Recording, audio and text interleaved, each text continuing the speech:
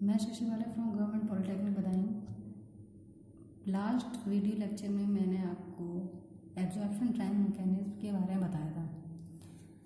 आज इस वीडियो में मैं ईवी यानी कि इलेक्ट्रॉन बीम ड्राइंग के बारे में बताने जा रही हूँ। इलेक्ट्रॉन बीम ड्राइंग, तो सबसे पहले तो मैं कुछ पॉइंट्स बता दूँ इलेक्ट्रॉन बीम ड्राइंग में। इलेक्ट्रॉन बीम ड्राइंग की प्रोसेसिंग, या फिर ये कह सकते हैं कि इलेक्ट्रॉन बीम ड्राइंग जिसकी जो वर्किंग है वो लगभग यूवी ड्राइंग के समान ही होती है। यानी कि जो ईवी है वो लगभग आपके समान होगी यूवी ड्राइंग के। बस जो दोनों के बीच में मेन डिफरेंस है वो है यहाँ पर फोटो इनिशिएटर्स का।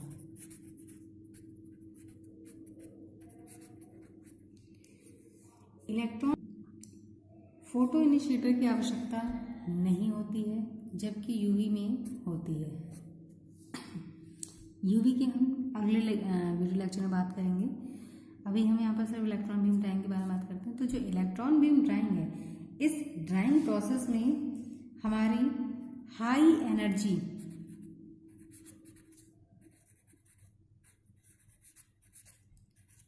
इलेक्ट्रॉन्स आते हैं।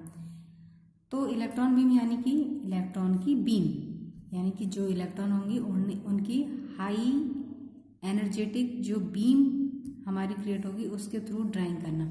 तो जो आपके हाई एनर्जी इलेक्ट्रॉन होते हैं वो ब्रिंग अप करते हैं फ्री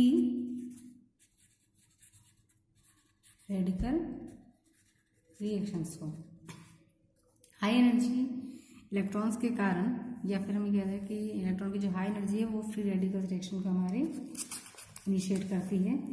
अब यहाँ पर यूवी के समान फोटो इनिशिएटर की आवश्यकता नहीं होती है, क्योंकि हाई एनर्जी इलेक्ट्रॉन के कारण ही आपकी जो फ्री रेडिकल रिएक्शन है वो हो जाती है और उसके द्वारा फिर आपकी पॉलीमराइजेशन रिएक्शन पॉसिबल हो जाती है। फोटो इनिशिएटर मेनली जो आपका होता है वो एक तरह से लाइट को एब्जॉर्ब करता है, यानी जो भी आपका लाइट सोर्स होगा उससे लाइट एब्जॉर्ब करके उससे कुछ रिएक्टिव यानी कि क्रिया करने वाली स्पीसीज ग्रुप्स को बनाता है, और ये ग्रुप्स ही आपके रेडिकल्स कहलाते हैं।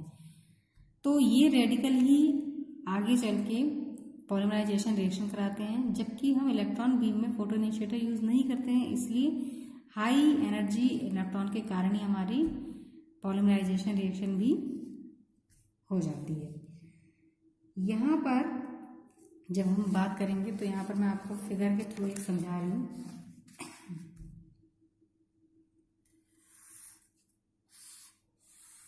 ये मैं आपको एक नॉर्मल फिगर दिखा रही हूँ। इस नॉर्मल फिगर के बाद फिर मैं आपको जो इलेक्ट्रॉन बीम की वर्किंग होती है उसका पूरा फिगर बताऊंगी।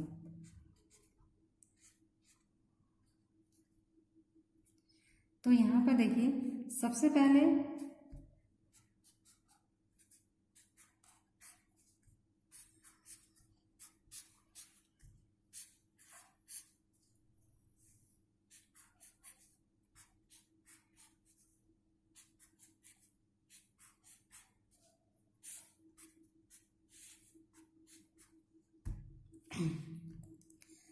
देखिए ये आपका ग्रिड कप होता है और ये है आपकी इलेक्ट्रॉन गन। इस इलेक्ट्रॉन गन से आपके इलेक्ट्रॉन ग्रिड कप में आते हैं और ये ग्रिड कप आपका एज अ कैथोड वर्क करता है। ध्यान दीजिएगा, ये आपका ऐसा कैथोड वर्क करता है। कैथोड वर्क करता है इसलिए क्या होता है, नेगेटिवली चार्ज, यानी कि इलेक्ट्रॉन गन के थ्रू जो इलेक्ट्रॉन आते हैं वो कैथोड में आपके आते हैं। इस कैथोड में आपका एक फिलामेंट लगा होता है और ये फिलामेंट होता है आपका टंगस्टन का। ये टंगस्टन का फिलामेंट काफी स्ट्रांग होता है। तो इस फिलामेंट पे जैसे ही आपके इलेक्ट्रॉन आते हैं तो यहाँ से ग्रिड कप से आपके इलेक्ट्रॉन की क्लाउड सी निकलती है। इलेक्ट्रॉन के क्या होते हैं, फॉग सा बनता है इलेक्ट्रॉन का, या फिर क्लाउड, या फिर ये कह सकते हैं आपके इलेक्ट्रॉन्स की जो बीम होती है क्लाउड के फॉर्म में यहाँ से निकलती है। इसके बाद यहाँ पर आपका एनोड होता है, ये एनोड होता है जो कि आपका पॉजिटिवली चार्ज होता है।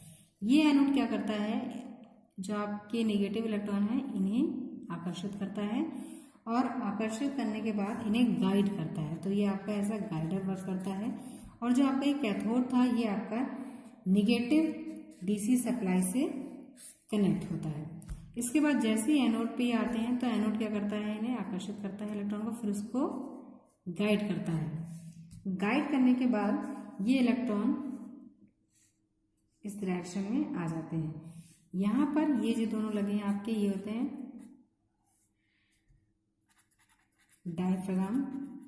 ये डायफ्राम क्या करते हैं, जो आपकी इलेक्ट्रॉन बीम है, इस इलेक्ट्रॉन बीम को जो आपके एनोड से यहाँ पर गाइड होके आती है उसे फोकस करते हैं। फोकस करने के बाद ये बीम यहाँ आती है। ये होते हैं आपके फोकस लेंस, ठीक है।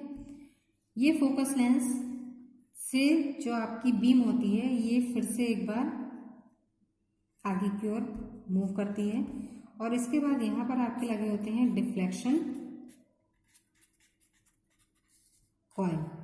ये डिफ्लेक्शन कॉइल इन्हें जो आपकी बीम आती है यहाँ से फोकस होने के बाद उसे डिफ्लेक्ट करके डायरेक्ट वर्क पीस पर गिराते हैं। वर्क पीस पे क्या कर देते हैं, डिफ्लेक्ट करके रिडायरेक्ट कर देते हैं। और ये आपका वर्क पीस रखा हुआ है। ये वर्क पीस आपके इनर्ट एटमॉस्फेयर में रखा जाता है, यानी कि जहाँ पर आपका वर्क पीस रखा हुआ वहाँ पर आपका अक्रिय मीडियम होता है। इसके अलावा यहाँ पर एक आपका ऑप्टिकल व्यू होता है।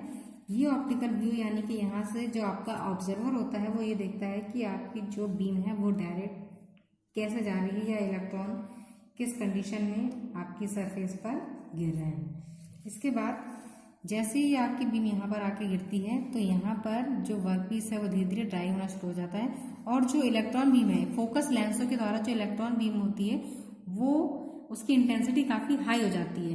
तो ये फोकसिंग लेंस क्या करते हैं, इलेक्ट्रॉन की जो बीम है उसकी इंटेंसिटी को बढ़ा देते हैं। और इनर एटमॉस्फेयर यानी कि यहाँ पर कोई भी आपका एयर का पार्टिकल या फिर कोई अन्य पार्टिकल नहीं होता है, क्योंकि अगर यहाँ पर कोई अदर पार्टिकल्स होगा तो वो पार्टिकल्स क्या करेगा, इन इलेक्ट्रॉन की एनर्जी को एब्जॉर्ब करेगा और उसकी इंटेंसिटी को लो कर देता है। इसलिए इनर एटमॉस्फेयर लेते हैं जिसकी वजह से आपकी जो बीम है वो डायरेक्ट आके वर्क पीस पे गिरती है और जो आपका वर्क पीस है वो धीरे धीरे सूखना शुरू हो जाता है, क्योंकि यहाँ पर हाई एनर्जी इलेक्ट्रॉन होते हैं यानी कि उनकी वेलोसिटी भी हाई होती है। तो हाई वेलोसिटी से हम यहाँ पर वर्क पीस को ड्राई करना शुरू करते हैं। आप करते हैं हम जो मेनली आपकी इलेक्ट्रॉन ड्राइव में जिस तरह से आपका फिगर बनता है, तो यहाँ पर देखिए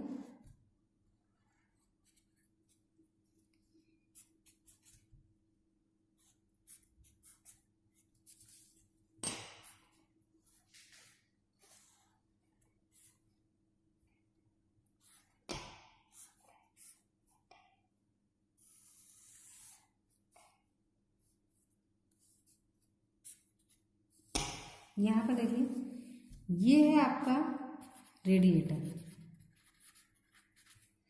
ये रेडिएटर क्या होता है, रेडिएटर एक हीट एक्सचेंजर की तरह वर्क करता है और ये क्या करते हैं, थर्मल एनर्जी को वन मीडियम से अनदर मीडियम तक ट्रांसफर करते हैं। तो एक मीडियम से दूसरे मीडियम में थर्मल एनर्जी को ट्रांसफर करने के लिए हम रेडिएटर का यूज करते हैं, चाहे वो आपकी एनर्जी कूलिंग के लिए यूज हो रही है या फिर आपकी हीटिंग के लिए यूज हो रही है। इसके बाद यहाँ पर टंगस्टन का एक फिलामेंट होता है, जैसे मैंने आपको ऊपर बताया था, जो काफ़ी स्ट्रांग होता है। और ये होता है आपका इलेक्ट्रॉन ऑप्टिक्स, यानी कि यहाँ से आपका एक ऑप्टिकल डिवाइस होती है जहाँ से आप व्यू करते हैं कि आपके इलेक्ट्रॉन्स की जो बीम है वो किस तरह से सरफेस पे जा रही है या फिर आपका किस डायरेक्शन में इलेक्ट्रॉन मूव कर रहे हैं। और ये आपका टंगस्टन होता है एक कैथोडिक वायर, यानी कि यहाँ से आपके इलेक्ट्रॉन क्या हो रहे होंगे, फ्लो हो रहे होंगे, जैसे मैंने आपको ऊपर बताया था। और इस तरह से आपके इलेक्ट्रॉन सरफेस के ऊपर फ्लो होते हैं। और ये हैं आपके एनोड, जो क्या करते हैं, बीम को गाइड करने का काम करते हैं। ये इलेक्ट्रॉन इसे आकर्षित करते हैं और फिर इसे सरफेस पे फॉल करते हैं। इसके बाद आपका यहाँ पर एक लगा होता है थिन विंडो, टाइटन की फॉइल लगी होती है यहाँ पर एक। ये टाइटन की फॉइल काफ़ी थिन होती है, जिससे आपकी जो इलेक्ट्रॉन की एनर्जी होती है हाई, वो पास हो जाए कहाँ पर, आपके सबस्ट्रेट के ऊपर। और ये है आपकी प्रिंटेड वेव, यानी कि वो सबस्ट्रेट जिस पे आपको प्रिंटिंग करनी है। और ये जो आपकी वेव रखी जाती है, यानी कि जो आपकी सबस्ट्रेट रखी जाती है, ये सबस्ट्रेट आपके इनर्ट एटमॉस्फेयर में रखी जाती है, ताकि जो एनर्जी है, जो इलेक्ट्रॉन की हाई वेलोसिटी है, वो आपकी कम ना हो और उसी इंटेंसिटी से सरफेस पे ये आपके आके गिरे। तो ये इस तरह से यहाँ पर आपकी इलेक्ट्रॉन बीम के द्वारा सरफेस को हम सुखाते हैं।